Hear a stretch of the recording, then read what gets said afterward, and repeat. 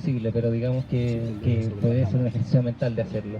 Y le das a elegir qué es lo que quieren hacer, todos van a pedir, van a hacer cosas distintas igual, o sea, no va a estar determinado por tu género que la mitad o sea, de un grupo de 100 y 100, un hombre y una mujer van a querer hacer esto, un hombre y una mujer van a querer hacer esto otro, y un hombre y una mujer van a querer hacer esto otro, siempre de forma igualitaria, digamos. Van a haber cosas que vienen de la preferencia personal de las personas, ya sea, bueno, en realidad siempre va a estar determinado un poco por las vivencias personales, digamos, pero mi punto es que ¿en qué momento dejamos libre volvemos a dejar libre esta elección, digamos, sin forzar una equidad y estamos como satisfechos con el resultado que se obtiene de una decisión, digamos, libre de las personas? Eso. Yo sé que la pregunta va para Carola, pero solo quiero una frase. No es necesario más acciones afirmativas cuando no importa si eres hombre o mujer para hacer el cargo que te están eligiendo. Cuando ya no importe, como lo que acaba de pasar en Finlandia, porque ya no se habla si es hombre o mujer. Porque la paridad va más allá de si naciste o no naciste. Entonces, siguiendo solo una frasecita, porque yo creo que Carola es la que está más capacitada para esta pregunta. Pero siguiendo exactamente lo que tú dices, yo estoy de acuerdo contigo. ¿Cómo se abre para el tema de las libertades personales? Que quiera ser quien quiera hacer lo que quiera hacer. Justamente cuando no importe con qué sexo nació.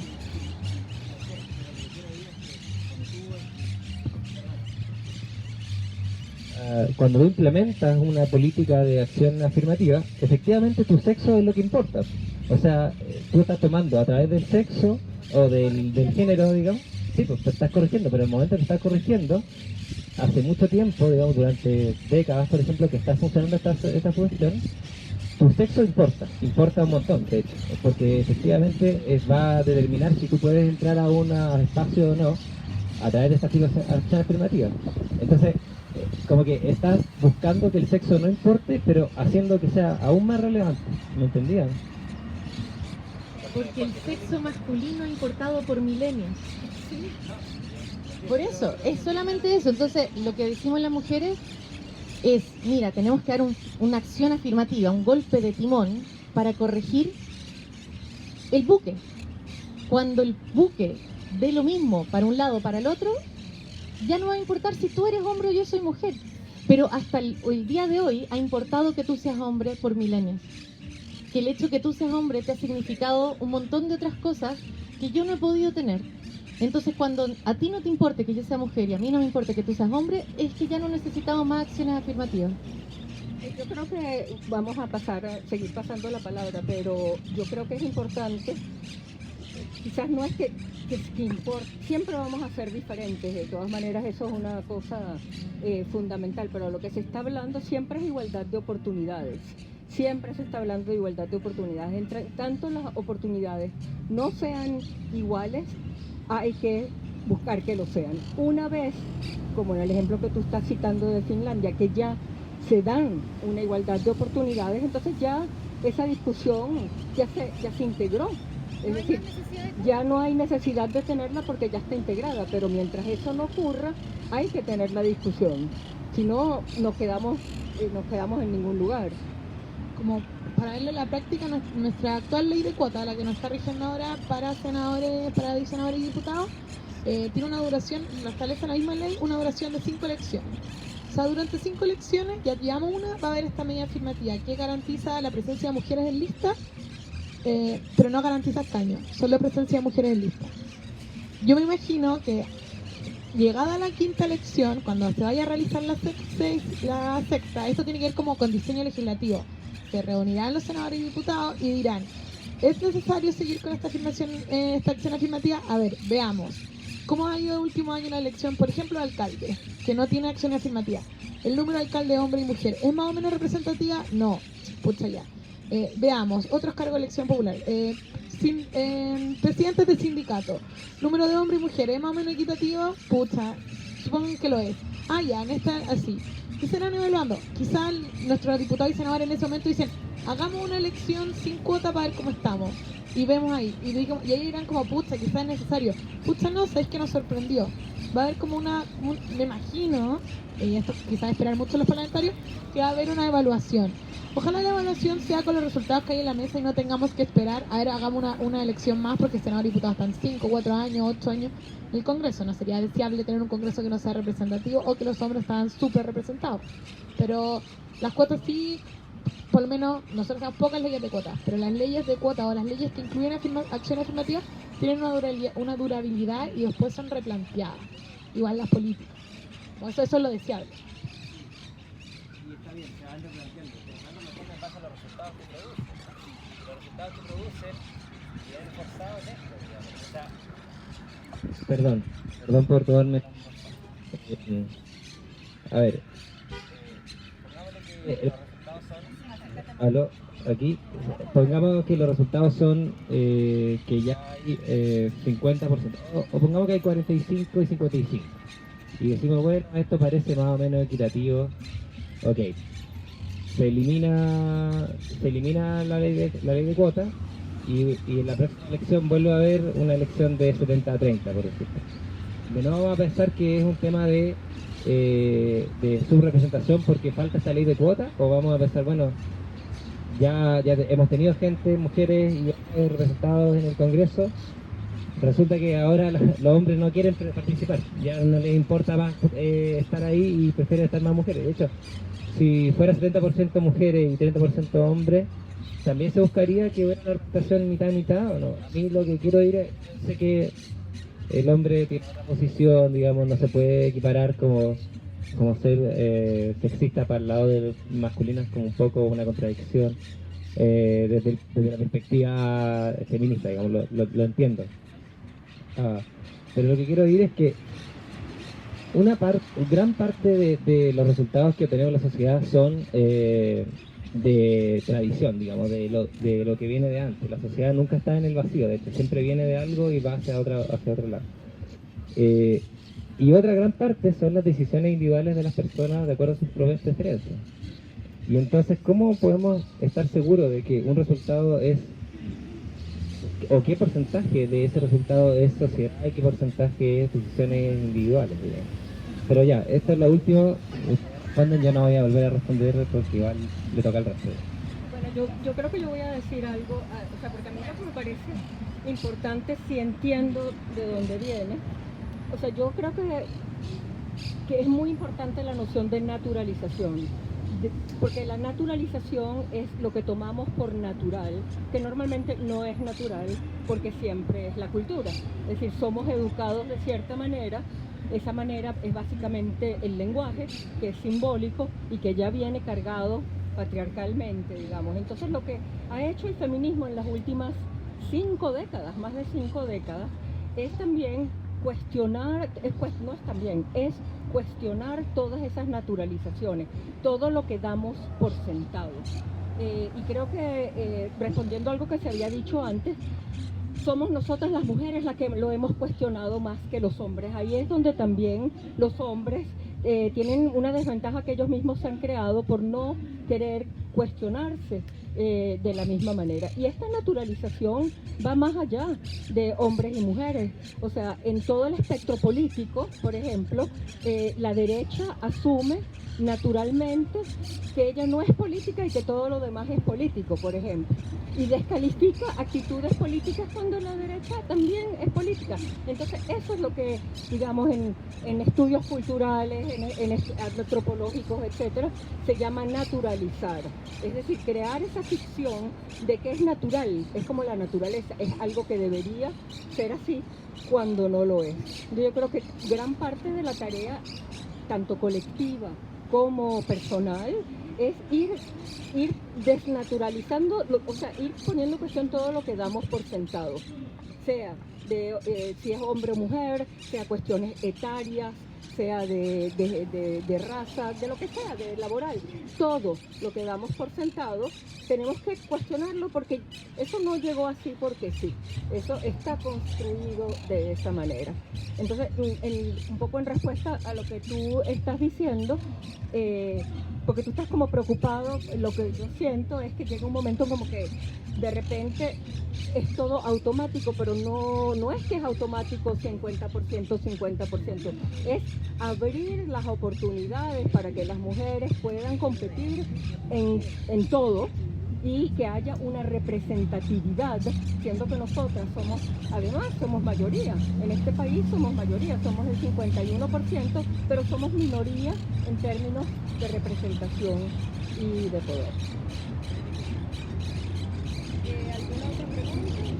Un pequeño comentario sobre eso, porque me parece que es importante porque tu opinión representa una opinión bastante significativa en la sociedad chilena. Yo creo, y esta ya a nivel personal, que en los órganos representativos de la sociedad la paridad debe conseguirse. En el Senado, en el Congreso, en los tribunales, en las alcaldías, en todo lo que tenga que ver con esto nos representa a nosotros, porque si somos mitad y mitad, incluso 51-49, lo mínimo es que sea parecido en los que nos están representando, porque se supone que son un cabildo, como estamos acá, representativo. Pero no estoy de acuerdo con lo mismo en quizás cargos directivos en empresas o cargos directivos en otros tipos de cosas, que ahí creo que estoy más en la línea de las capacidades individuales que se alcancen. Y en ese sentido yo creo que hay que diferenciar. La paridad es un instrumento que es necesario para esos organismos representativos. Lo otro es garantizar que las mujeres puedan llegar y no sean invisibilizadas y no tengan un techo de vidrio, a ser igual de aptas para ser directoras de una universidad, directoras de un colegio, directoras de una empresa, como lo podría ser un hombre.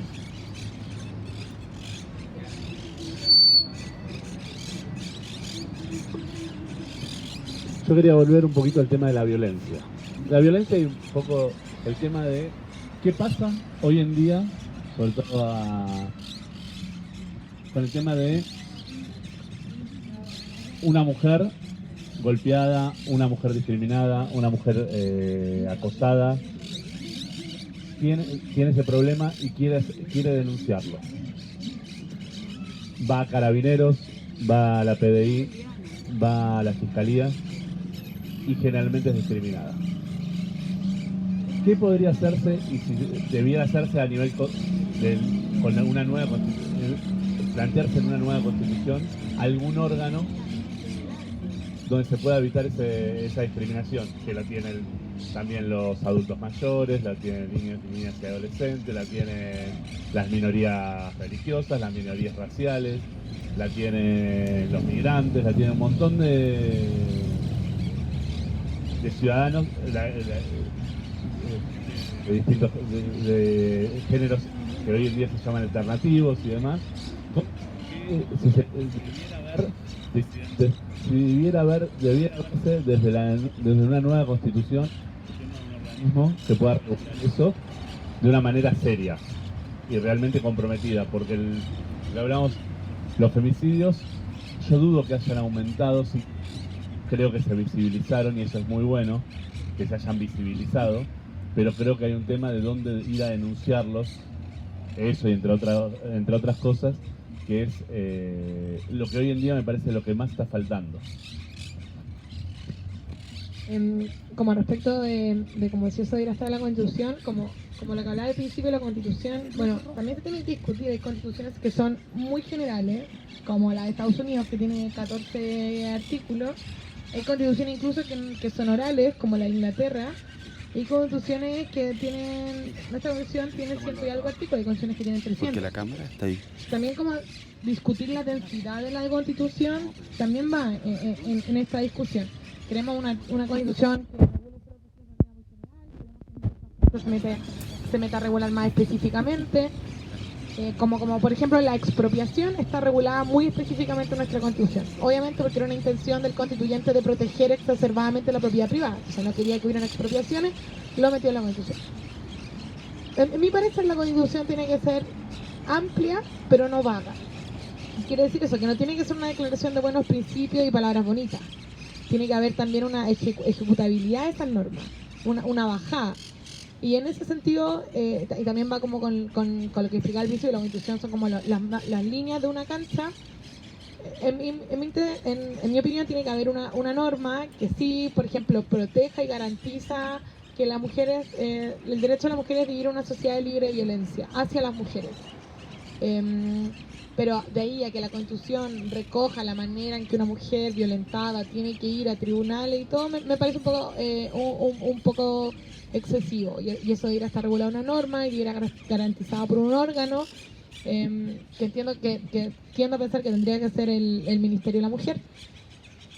Pero por eso, siento que como si logramos una norma que garantice a las mujeres y además le damos a esa norma, a ese derecho, una justiciabilidad, eso quiere decir que si a mí me violentan esa norma, yo puedo ir a un tribunal con una acción especial y reclamarla. Creo que es el camino adecuado para proteger aún más esta serie de instituciones que tienen que ir orientadas hacia la protección de la mujer. No solamente puede ser una, sino también al CESFAM al que ella va una vez que es violentada, tiene que haber también una política. En Carabineros de Chile, que ha demostrado que tiene muchas falencias en políticas y instructivos de protección hacia la mujer. Es toda una cadena de órganos del Estado que sí tienen que tener una perspectiva de género en sus directrices. Y, por ejemplo, eso también puede estar en la Constitución. Orientar a los órganos del Estado a tener una perspectiva de género, a incluir en ellos como esta labor. Y al mismo tiempo, si tenemos un derecho que garantiza una vida de las mujeres libre de violencia, conjugando esos dos principios y haciendo efectivos esos derechos, no solo que sea una enunciación, sino que también uno pueda ir a un tribunal en caso que sean infringidos, tiendo a pensar que va a garantizarse más esta cadena de instituciones del Estado al que recurre una mujer violentada. Mi pregunta iba por Carabineros de Chile hoy en día tiene rango constitucional. Pero no es necesario un órgano que tenga rango constitucional para que garantice todas esas cosas. Ahí iba mi pregunta. Claro, o sea, los órganos que tienen rango constitucional en nuestra Constitución deben ser 8, 10, está la Contraloría, el Ministerio Público, la Fuerza Armada, obviamente porque fue diseñado por la dictadura. Entonces, como el diseño constitucional de por qué ciertos órganos están en la Contraloría y por qué no, es solamente aleatorio. Porque aparte, la norma que tiene a Carabineros, creo que son 2 artículos, y lo que dice Carabineros será una fuerza de orden, lo regulará una ley orgánica que se dictará, bla, bla, bla. Tampoco es tan relevante que tenga un reconocimiento constitucional más allá de las señales. Es un tema valórico. El Consejo de Estado, esto que citó Piñera días después de la crisis, también está en la Constitución y es una cuestión que en práctica no tiene mucha aplicación. Entonces, también como los órganos que están ahí, Constitución o no la Constitución, es un tanto aleatorio. Lo que sí es importante y que va más en el diseño institucional es que quizás que sea un órgano autónomo. ¿Qué quiere decir que sea autónomo? Que no depende del presidente de la República ni el organismo central. Entonces, independiente, que tenemos un presidente hombre, tenemos un presidente mujer, tenemos un presidente liberal, un presidente conservador, una presidenta, que este órgano que proteja a las mujeres entiende que una política de Estado a largo plazo sea autónoma y no tenga que depender en el fondo quién está ocupando la moneda, como la Contraloría, pero que sea autónoma. No necesariamente tiene que estar en la Constitución, en su ley que define este órgano puede incluir, este será un órgano autónomo y solo depende del presidente para materias presupuestarias, porque en Chile la ley de presupuesto la dicta el presidente, pero quizás eso sí sería una buena iniciativa. Vamos a tomar una pregunta más y después vamos a ir cerrando. Solo agregar que sobre ese tema, que lo que sí podría entrar en la Constitución es un artículo que diga que el Estado tiene que garantizar o proteger, o no soy experta en el lenguaje, la seguridad e igualdad ante la ley de hombres y mujeres. Y entonces por ello, después se hará la ley aparte, autónoma de un organismo, como una Contraloría, que pueda responder a ese artículo, responder a esa cosa que está en la Constitución. Porque lo que pasa es que la Constitución no puede generar ley para cada uno de los conflictos, por muy importantes y grandes que sean, pero sí puede generar las indicaciones para que esa ley tenga que ser cubierta por algún tipo de organismo. Una última pregunta, y si hay alguien más, y si no, entonces vamos cerrando, ya es casi la 1. Sí, antes que nada agradecerle a ambas expositoras, agradecerle a ambas, y escuchando, bueno, yo crecí en Europa, en Suiza, y en mi juventud me tocó también ya vivir este mismo tipo de experiencia que estoy viendo en Chile. También hubo un poco eso de que todas nos pusimos medias masculinas, digamos, ya en nuestra ropa, andábamos de zapatones, la depilación en el europeo no era tema, porque teníamos que ser como los hombres. Y empezamos a marcar la diferencia a todos los latinos que fuimos llegando a Europa. Y hoy día ese ya no es un tema. Sigue existiendo en Suiza el machismo escondido, eso sigue. Pero mi pregunta va que nos damos cuenta que todo esto va en la educación. Va en la educación de nosotros mismas. Yo soy madre de un hijo y una hija. Y siempre teniendo que hacer el esfuerzo de toda una vida, así cambiar el lenguaje, cambiar los juegos para ambos. La que nació primero fue la niña, entonces había como más muñecas, el niño fue integrado en eso, y también tuve la suerte de que mi hija también tuviera un parvulario en el kinder, y crecieron allá. Y mi pregunta va, ¿cómo podemos nosotros... Por ejemplo, en alemán se sacó el señorito. Nunca existió la palabra, entonces se prohibió decir señorita. No está en el lenguaje. Y así muchas palabras que eran típicas femeninas, digamos, o masculinas, fueron como neutralizadas. Existe incluso el neutro en alemán. ¿Y cómo podemos nosotros, el feminismo mismo, pero en la educación, no solamente en los derechos, también en la educación de ese docente, que ayuda a formar a nuestra juventud? El machismo, la violencia, los abusos suceden también en los colegios. Digamos, un profesor permite el acoso de un niño a una niña. El acoso callejero es, nosotros educamos a esos jóvenes. Y no solamente imponiendo leyes que prohíban, sino que siempre me he dado cuenta también, tanto en la salud como en otras, no hay una prevención. ¿Cómo evitamos que tengamos que tener tantas leyes para prohibirlas? En la educación, ¿cómo ponemos el feminismo, la educación feminista? En la educación, así como tenemos que poner, lo cívico en la educación. Esa es mi pregunta. ¿Cómo puede ir la Constitución que amarre el no marginar? ¿Alguna otra pregunta para ir finalizando? Bueno, yo creo que muchas gracias. Y como lo que quería decir es como, desde la perspectiva del derecho siempre se discute, porque el derecho actúa de dos maneras. En uno, reconoce realidades sociales. Por ejemplo, la ley del divorcio en Chile. En Chile las parejas se divorciaban, se separaban, pero no había una ley que lo regulara. Entonces, reconozcamos una realidad social, dictemos una ley de divorcio como la gente. Lo mismo el aborto. En Chile se practican abortos, aun cuando a cierto sector de la población no le gusta. Dictemos una regla que regule para que las mujeres que se practican abortos no mueran realizándose. Ya.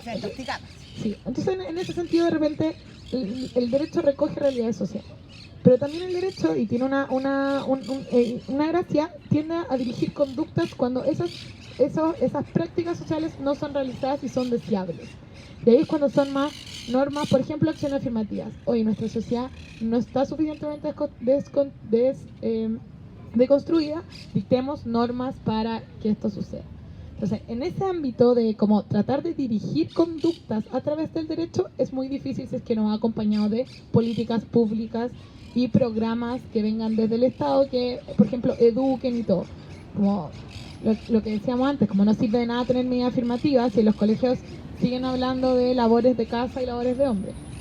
Pero, y una vez más volvemos a lo que habíamos discutido al principio, pero pequeños gestos simbólicos ayudan, sirven, y yo creo que tener una norma en la Constitución que expresamente reconozca la igualdad de género y reconozca esta diferencia estructural entre hombres y mujeres, sí es un aporte. Y además que no solo sea una norma, o sea, una palabra bonita, sino que esto tenga justibilidad, acción, que tenga una acción, o que diga, se dictará una ley que desarrolle esta norma. Y luego los senadores y diputados debatirán una ley de protección a la mujer.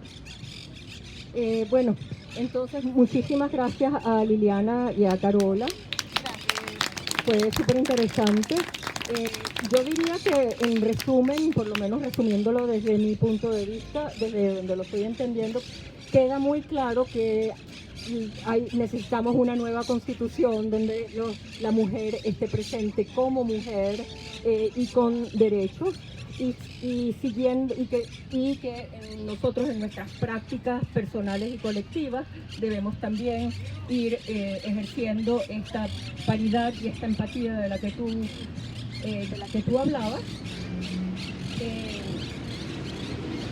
Y muy importante también que en esta constitución sea quizás una constitución que no se construya, como último veníamos diciendo, a través de las prohibiciones, sino establecer normativas afirmativas, positivas, igualitarias, incluyentes desde un principio. Entonces así tú no tienes que estar poniendo prohibiciones, sino tienes que estar aplicando la Constitución y aplicando una ley justa.